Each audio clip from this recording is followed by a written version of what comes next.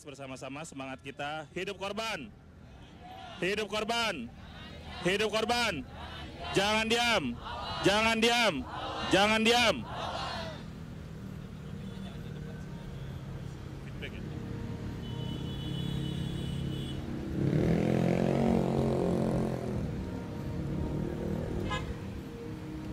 Ngomongnya jangan di belakang speaker ya, harus di feedback. Ya, ke sini.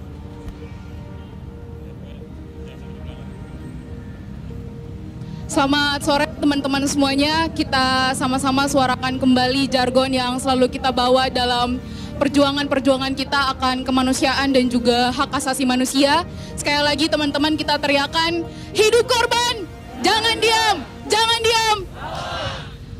Hari ini kita sama-sama tahu kita akan sama-sama menyambut Hari Perempuan Internasional di tanggal yang selalu diperingati setiap tanggal 8 Maret dan tentunya tahun ini di tanggal 8 Maret tahun 2024.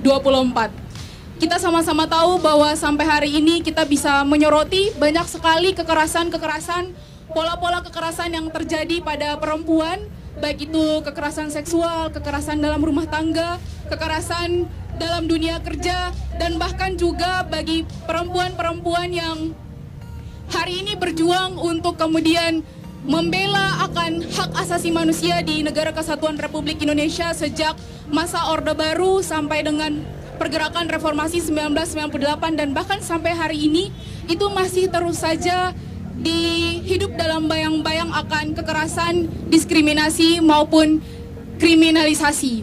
Oleh karena itu, mari sama-sama kita rawat api semangat kita untuk terus memperjuangkan hak asasi manusia, hak-hak perempuan, anti kekerasan dan juga anti diskriminasi. Oleh karena itu, mari sama-sama kita dengarkan refleksi pertama yang kemudian akan disampaikan oleh Bu Nori. Tapi sebelumnya kita teriakan sekali lagi, hidup korban! Jangan diam!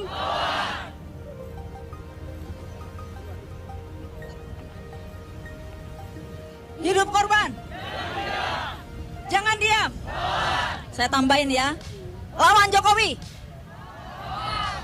Lawan impunitas! Lawan Jokowi! Lawan impunitas! Bapak Ibu sekalian, salam hormat saya buat para keluarga korban yang terus hadir. Saya di sini hanya sebagai warga negara biasa yang mencoba untuk bertahan, mencoba untuk berkontribusi mendukung Bapak Ibu keluarga korban yang sudah 808 hari menuntut keadilan. Saya sebetulnya sangat, ya tentunya sudah basi ya, tapi kita semua kecewa berat dengan pemerintahan Jokowi ini. Saya seorang Jokower juga, 2 kali mendukung dia, kerja sukarela sebagai relawan, dan saya ingat betul pada saat dia naik untuk periode kedua, dia mengatakan untuk periode kedua dia tanpa beban. Saya ingat sekali kata-kata Jokowi itu, tanpa beban untuk periode kedua. Saat itu saya terkecoh, berharap besar dia akan membawa perubahan pada periode kedua, karena kalau periode 1 mungkin masih takut diturunkan, tapi ternyata kita semua terkecoh. Dan hari-hari ini kita sudah yakin bahwa kekecewaan kita sudah final. Jokowi tidak bisa dipercaya.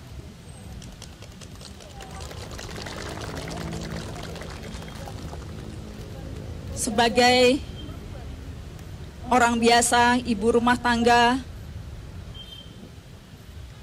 lansia pula, saya cuma aktif sebagai di komunitas, pengurus RT. Di komunitas saya menghadapi pengembang yang rakus. Kami membentuk organisasi namanya Komite Warga Sentul City. Jadi problem di Indonesia memang adalah tidak adanya hukum. Hukum tidak tegak. Itu problem lama. Dan yang kita hadapi pada hari ini, untuk kita di sini adalah tidak adanya hukum bagi para keluarga korban. Bagi para korban, teman-teman kita yang kita tahu sudah diculik yang merupakan korban kekerasan negara.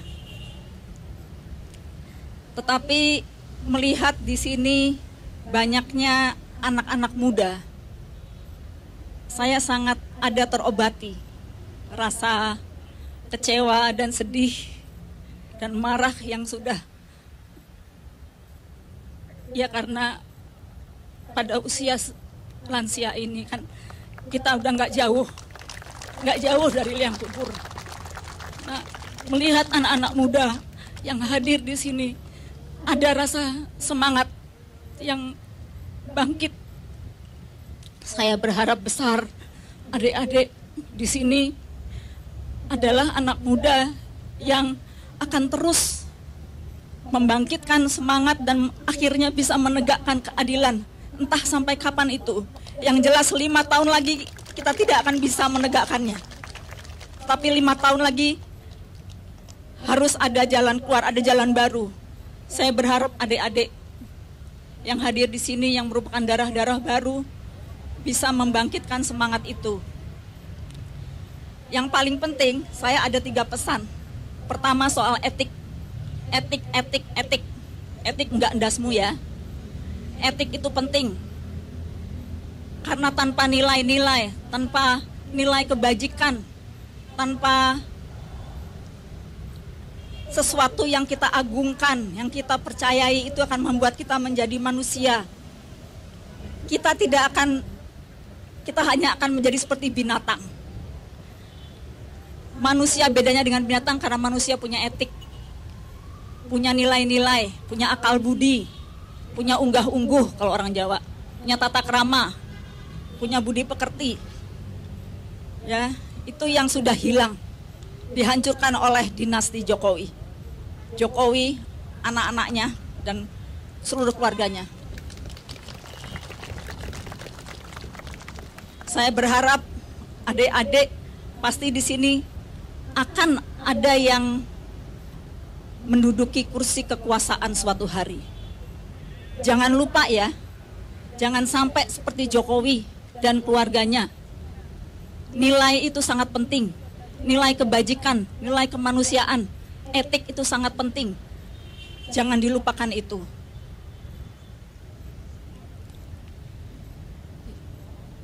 Pesan kedua saya rasa adalah tentang pentingnya sejarah. Nah, dari pemilu ini kan jelas bahwa sejarah tidak dipahami oleh mayoritas rakyat. Kita yang ada di sini adalah orang-orang yang lebih mengerti sejarah karena mau belajar, karena tergerak, teman-temannya bisa saling mengajarkan. Akan tetapi mayoritas rakyat di luar sana tidak mengerti sejarah yang sesungguhnya. Karena itu penting untuk menjadi tugas kita, terutama tugas adik-adik sekalian, untuk terus menegakkan kebenaran sejarah. Di situ pentingnya sejarah yang sesungguhnya itu disampaikan. Lakukan apa yang kamu bisa. Beritahu kiri kanan, teman, saudara, terutama teman-teman kalian yang seumur, agar menjadi seperti kalian, anak-anak muda yang paham sejarah ini. Ya, jangan sampai peristiwa impunitas ini, peristiwa pelanggaran hak asasi manusia ini terus terjadi di Indonesia. Kalau itu terus terjadi, kita tidak akan maju sebagai sebuah bangsa. Kita akan terus tertinggal. Di ASEAN aja kita udah kalah dengan Vietnam, kalah dengan Singapura, apalagi dengan Cina yang katanya negara komunis itu. Kalah kita. Ya, jadi pahami sejarah, ajarkan sejarah pada teman-teman kalian. Nah, sebagai giveaway, ada semangat sedikit, nanti ada hadiah dari saya untuk 20 anak muda. Ada hadiah buku kronik penculikan aktivis dan kekerasan negara 1998 oleh Muhyiddin Dahlan, masalah. Ya, yang mau bukunya daftar ke Deta. Mana Deta? Yang namanya Deta mana? Yang namanya Deta mana? Ya cari deh yang namanya Deta. 20. Itu Deta, ya.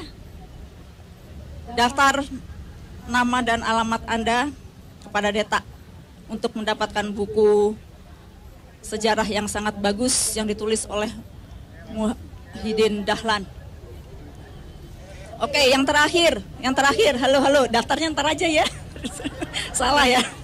Yang terakhir saya mau bilang, khususnya buat adik-adik, ini yang kita ini di sini orang-orang langka, tapi kita ini sangat sedikit, ya. Sebetulnya we are nothing against them. They are so many and they are more organized. Nah, jadi kata kunci yang ingin saya lemparkan ke adik-adik sekalian adalah tentang pentingnya organisasi, pengorganisasian. Entah gimana caranya, tetapi harus lebih maju. Kita harus belajar dari periode yang sekarang, dari kegagalan yang sekarang kita hadapi. Dulu oleh aktivis 98 bahkan sempat dibentuk sebuah partai Rakyat Demokratik. Tadinya saya berharap tuh ada partai alternatif. Akan tetapi sayang sekali partai tersebut bubar. Ya, dan bahkan pendirinya malah bergabung. Budiman Sujatmiko bergabung dengan Prabowo. Padahal dia korban juga. Nggak ngerti saya. Jadi itu lagi soal etik ya. Etik. Jangan jual harga diri. Jangan jual keyakinan Anda. Suatu hari adik-adik ini akan duduk di kursi kekuasaan, salah satu dari kalian. Saya harap kalian ingat kata-kata saya ini, tidak menjadi orang yang menjual harga diri, tidak menjual keyakinan. Karena hanya dengan keyakinan kita masih bisa bersatu di sini sampai hari 808. Entah sampai kapanpun kita akan terus mendampingi Bapak Ibu keluarga korban yang masih terus berjuang untuk mendapatkan keadilan, penegakan hukum. Demikian Bapak Ibu sekalian, demikian adik-adik.